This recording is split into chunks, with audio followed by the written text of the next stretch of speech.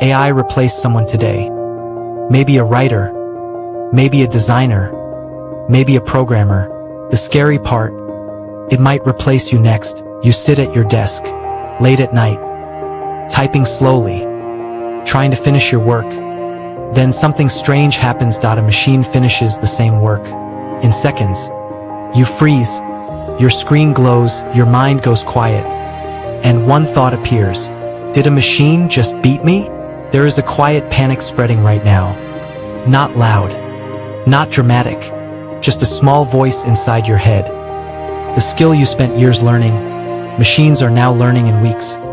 Write articles, create art, build apps, answer questions. AI is doing all of it, faster and faster and faster. So your mind asks one question.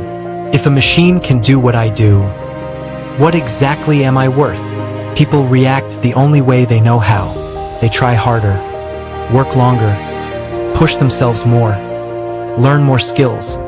But something strange happens. The harder they try, the faster the machine becomes. Machines don't sleep. Machines don't burn out. Machines don't get tired. Trying to outwork a machine is like racing a rocket. You try, but deep down, you know who wins. But maybe the problem is not your skill. Maybe the problem is the question you are asking. Most people ask this. What can I do that AI cannot? It sounds smart, but that question comes from fear. Fear makes you defensive. Fear makes you compete. But competing with machines was never the real game. Machines are built for production. They generate, they calculate, they repeat, over and over, without stopping, without complaining, without slowing down. Production is now cheap. Content is cheap. Speed is cheap.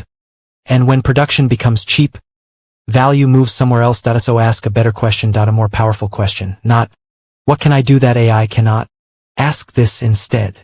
What can I design that AI can execute? This single question changes everything. Because the future does not belong to the fastest worker, it belongs to the smartest designed. The truth is simple, AI did not destroy value.